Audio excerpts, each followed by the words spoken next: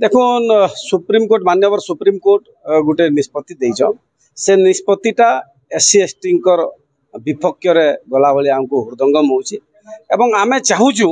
जे SC ST आज भी दबालिया स्थिति अच्छा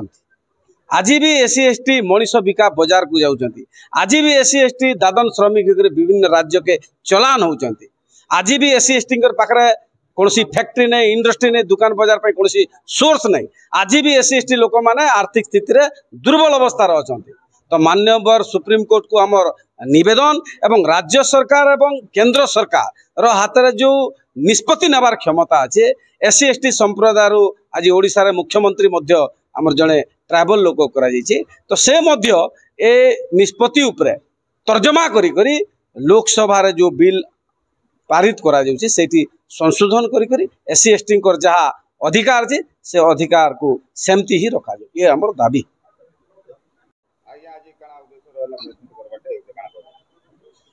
हमर मुख्य उद्देश्य है आज प्रेस मीट करवार एसटी एससी मिलित मंच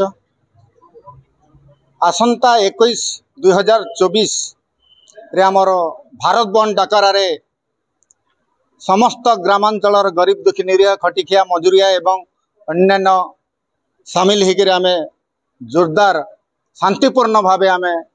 बंद के समर्थन करवार लगी जाऊँ जेहेतु सुप्रीम कोर्ट